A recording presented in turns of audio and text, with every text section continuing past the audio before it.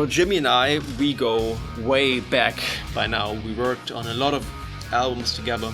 The Fractured Dimension, which is Jimmy's group. I played on both of their albums. Jimmy played on my first solo album, and so on and so forth.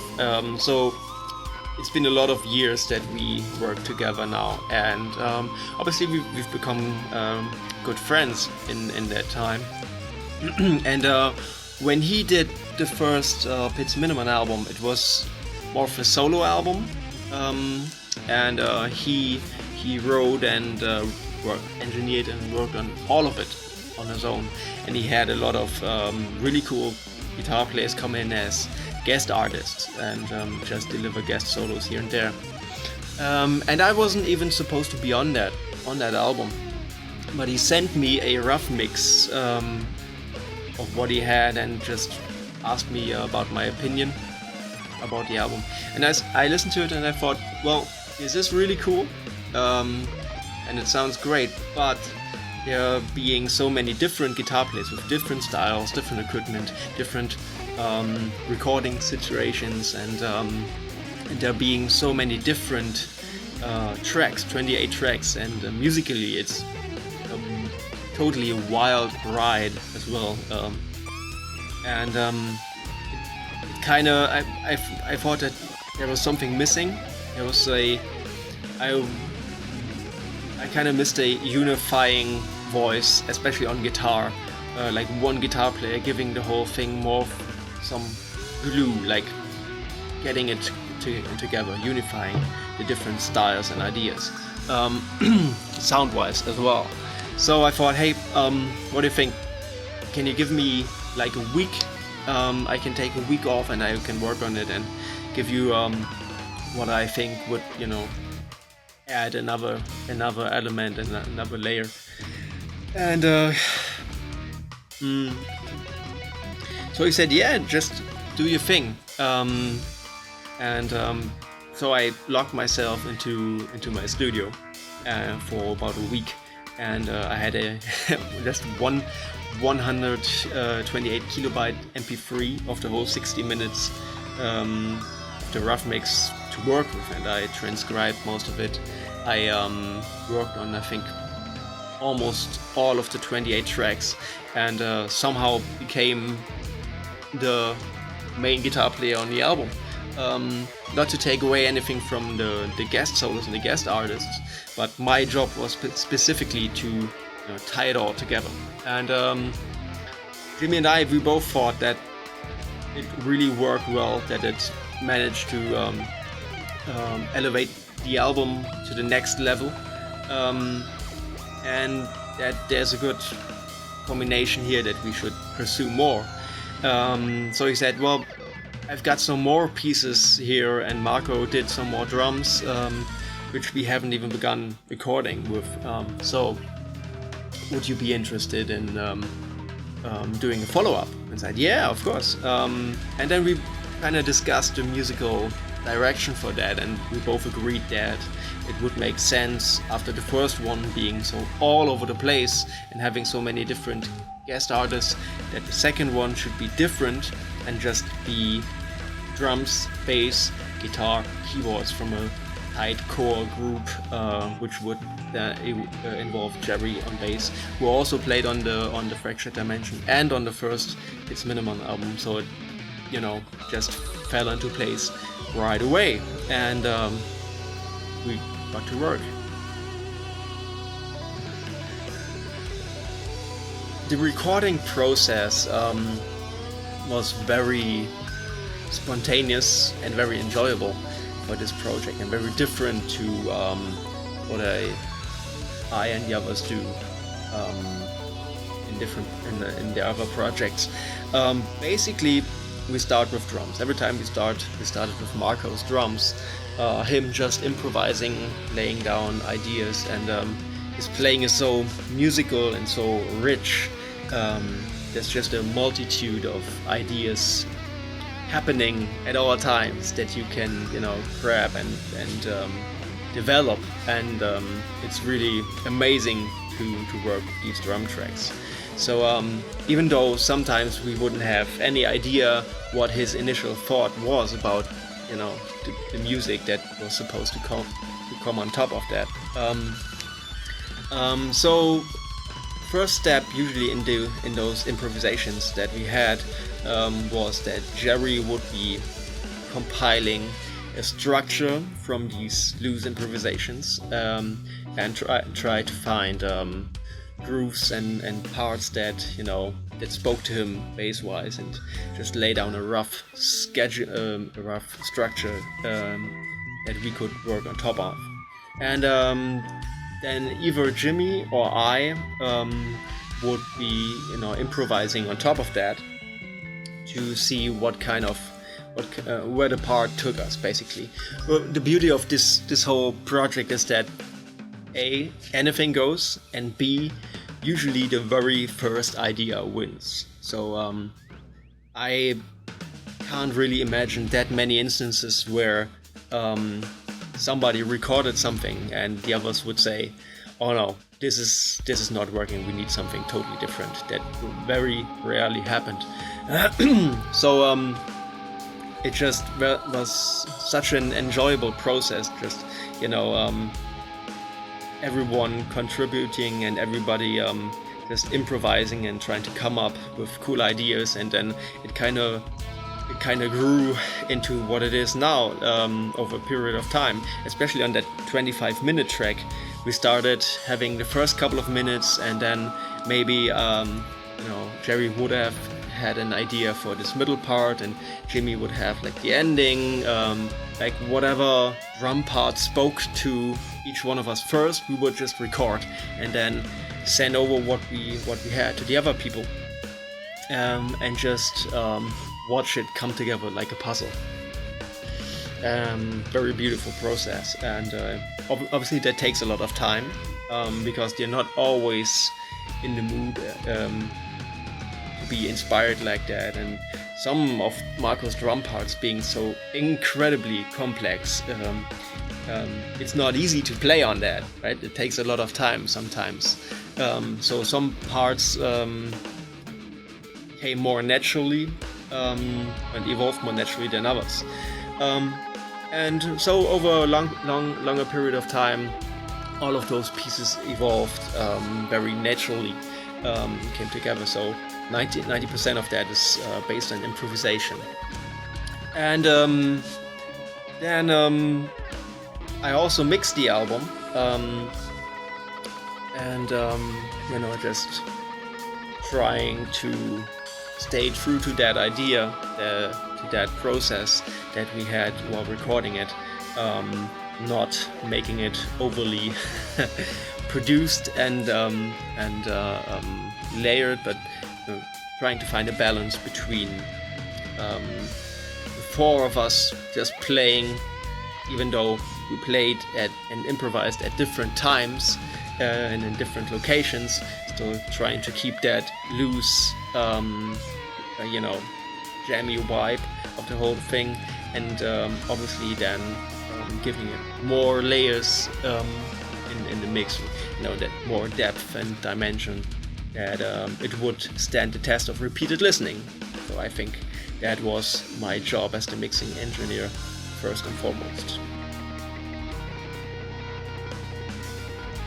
What I did on this album is a lot different, playing wise and idea wise, than my other projects, for several reasons. Because usually the stuff I do is very, very specific. Like Fountainhead, being my solo project, always starts with a concept, and whatever I play has to fit that concept. And the idea of how I would play guitar in Fountainhead is very specific as well. I have a very specific idea of how that would sound like, and so lots of stuff gets thrown away in the process of making that happen. And then when I work with a band like I recently did with Obscura, there's a pre-existing context, like albums that they did before, like stylistic things that you have to consider, and so you're trying to find a compromise between your individual style and ideas and that pre-existing context. So again, it's very narrow in a way, and a lot of stuff also gets thrown away because it won't fit in that environment. But now on the Psychic Planetarium, I mean, it's wide open. The beauty of it is that I could get away with almost anything. And to me, personally, the music is very humorous, very funny. It's kind of like slapstick metal at times. And like the ideas behind some of the parts were so ridiculous. Like there's one part in the 25-minute track where the stuff that I did on guitar was me trying to musically convey the image of like a Godzilla type monster trampling on a chicken farm, you know, and the chickens running away from the monster, trying not to get squashed by the monster's feet, running away in panic. And the sounds that you hear and the sounds that I try to make on the instrument, you know, try to paint that sonic picture. So lots of ideas like that I wouldn't dare to implement on other people's records. And there's lots of stuff with effects that I usually don't do. I very rarely use any type of pedals and stuff like that. But on this album there's lots of whammy pedal action, pitch shifter action, wah-wah, and stuff like that, which is cool. I really enjoy getting different sounds and different ideas. Lots of like Tom Morello, Rage Against the Machine type vibes in the guitar department. And so yeah, it's wide open to all different ideas, and those ideas are usually things that I don't have so much opportunity to get out in other projects and in guest contributions that I did to other people's records. So the guitar will jump from John Petrucci kind of shred guitar, melodic shred guitar type things, to very experimental effect stuff, to super heavy down-tuned riffing, to jazz stuff that I haven't been doing on record before, like very like the stuff that I do with tapped harmonics and like the harp harmonics that you may recognize from other things I did, and it all comes together in this beautiful beautiful context where everything goes, but everything has its place as well. And I think I'm very proud of my work on this album. I'm very proud of the fact that I was able to that we were able to do one continuous piece of music, like the 25-minute track, which goes to all different corners of the musical universe, but at the same time, you'll recognize that it's us playing, and that's awesome. I think that's something I've worked towards a long time, and I think my guitar work on this album is something people will definitely be surprised about, and hopefully find inspirational and beautiful.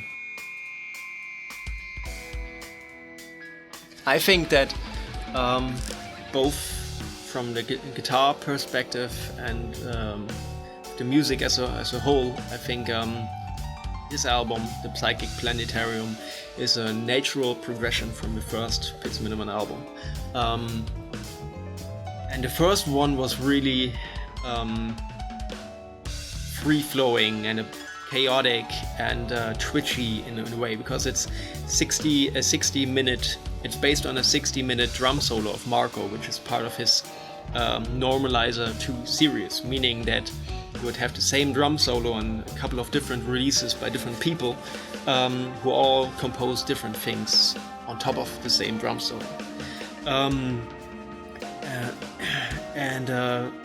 This new one has several shorter pieces and stuff that you won't hear also from Marcus Drums, stuff that you won't hear anywhere else, done specifically for this album. And so a lot of the different ideas that were touched upon on the first one you will find on this one as well, but in a more song-like context. So on the first album you had prog rock and fusion and classical stuff and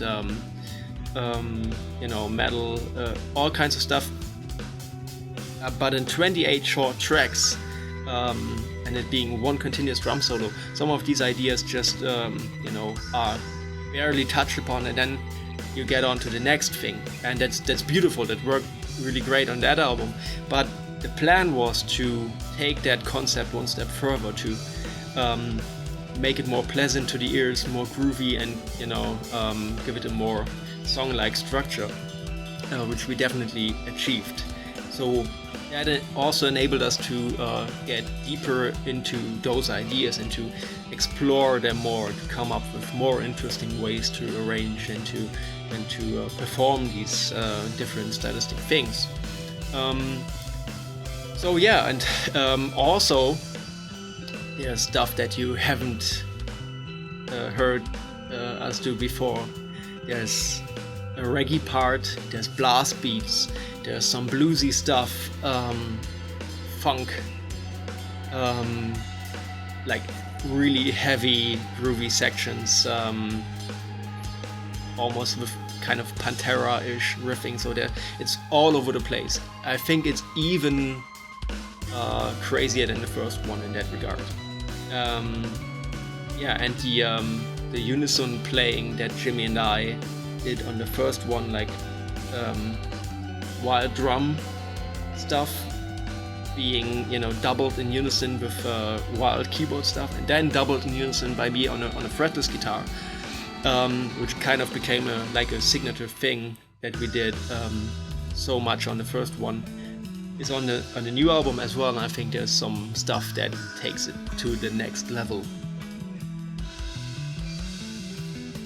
Amp-wise, I used the Kemper profiling amplifier throughout the whole album. Like the earliest guitar tracks that we recorded were not recorded on the Kemper, but with guitar rig and stuff like that, and were later reamped through the Kemper. And obviously the most recent guitar tracks went right into the Kemper. Everything was recorded dry, without effects. And delay and reverb effects were later added using VST plugins. My go-to plugin would be Echo Boy by Soundtoys, and a couple of other ones too. What else? I used a Digitech Whammy 4 pitch shifter pedal quite a lot, and a volume pedal and a Wawa pedal by Morley. The Wawa is the Bad Horsey model, the Steve Vai model. That's about it, I think. These are the pickups. The picks I used. It's the Don Petrucci signature model from Dunlop, and as you can see, I did some very nasty things to this one. I always cut my picks with a kitchen knife, which is a trick I learned from John McLaughlin. I read it in an interview with him sometime, that for better grip he cut his picks, so I'm doing that as well. And that's it. A couple of little plugins here and there on the guitar tracks, like chorus and whatnot, but everything else just strings and fingers.